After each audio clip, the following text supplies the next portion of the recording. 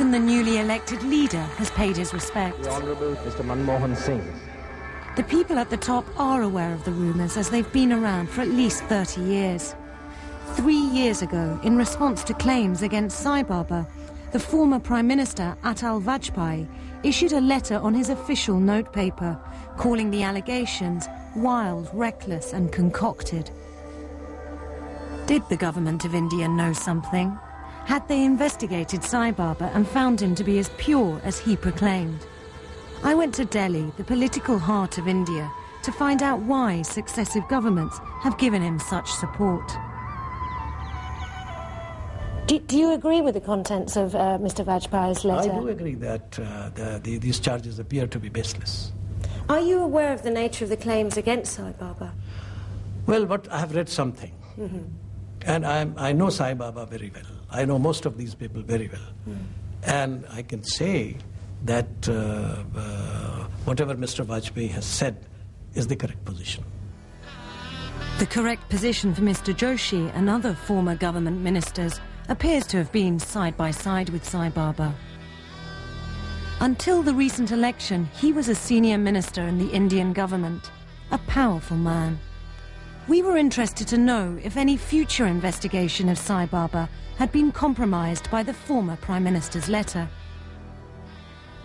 Isn't the point, really, that any possible investigation by the state of SaiBaba would be compromised? No, there is no question. Any false allegation, you see. I know that this is a case in which your BBC is involved and people from England have been making certain charges against SaiBaba, but that doesn't make that the charges are true.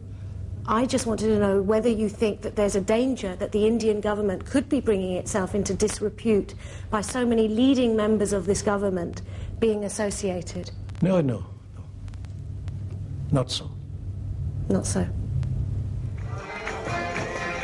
Mr. Joshi would brook no criticism. He was starting to lose his temper. It is your intention to malign SaiBaba. It is your intention to malign Mr. Vajpayee and Mr. Bhagwati. Not at all. This is, and nothing beyond it. No, it's not. It is. I know what's in it. I say with fun. No. Do you know the meaning of interviewing a minister in my capacity, as a minister of my stature? Of course I understand. You don't understand it.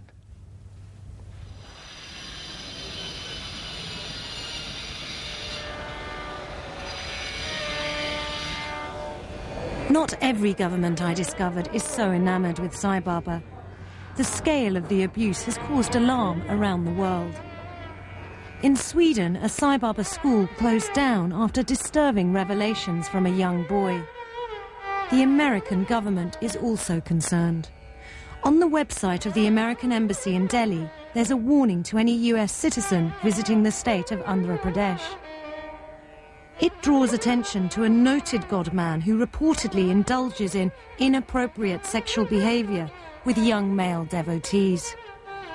We contacted the US Embassy in Delhi and they confirmed to us for the first time that they're directly referring to SaiBaba.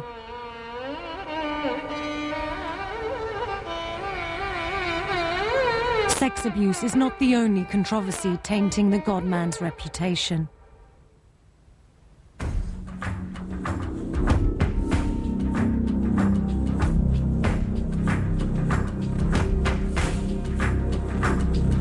On a June night back in 1993, 4 devotees broke into SaiBaba's quarters.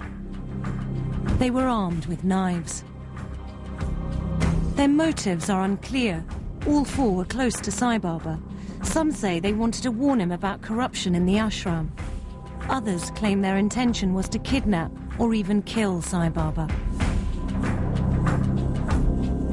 As they approached, they were stopped by 4 of SaiBaba's attendants.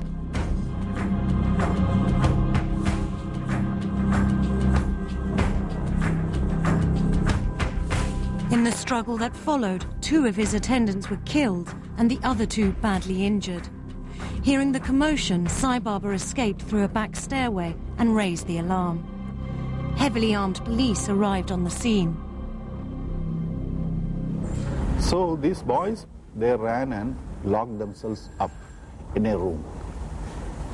And then the whole, all around, a lot of pandemonium, and people gathered. So the boys were shivering like rats in that small hole. The four men barricaded themselves into SaiBaba's bedroom. There was a standoff with the police. Then the order was given to go in. What happened next is hotly disputed. The official version seemed clear. These four boys charged towards the police with the knives and started stabbing the inspector and other personnel. Because they were attacked, they opened fire. In self-defense? In self-defense. They opened fire and killed all the four boys. This is the police story. Velayuddin Nair rejects the police version of events. He should know.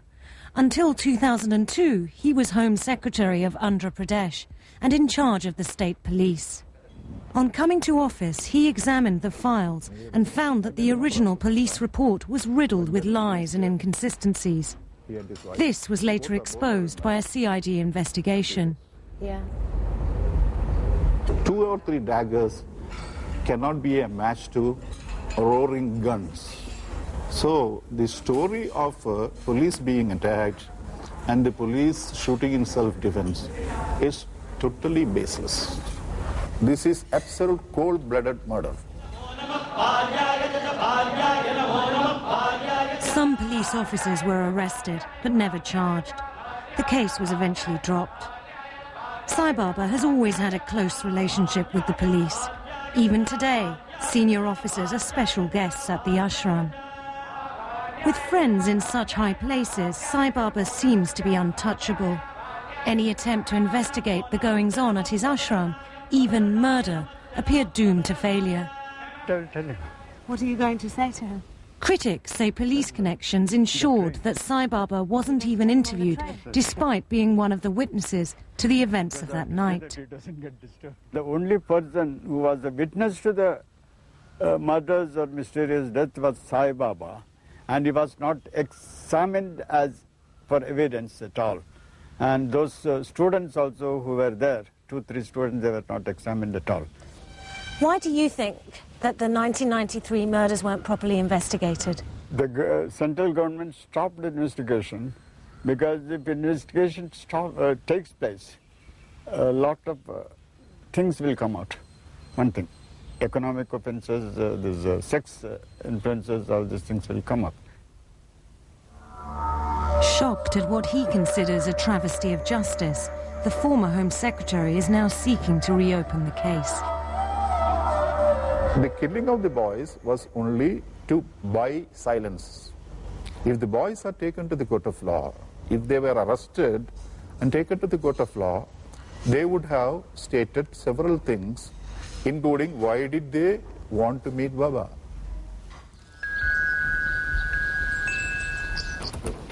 In Arkansas, the parents of Alaya Ram were also seeking justice. They were confident they were going to get it. Al and I are driving in the car going, oh my God, we thought we had information that was going to bring down a giant organization. The Rams took their son's story to Dr. Michael Goldstein. He's the international chairman, in charge of running the organization around the world. He's also a medical doctor, so Al had no qualms about telling him the whole painful story. It was September 1999. Initially, he appeared shocked. I'm very shaken. And shaken. And he said, I hate to think that 25 years of my life has been for nothing. And he said, faith has got to be restored, and words will not be enough. That's right.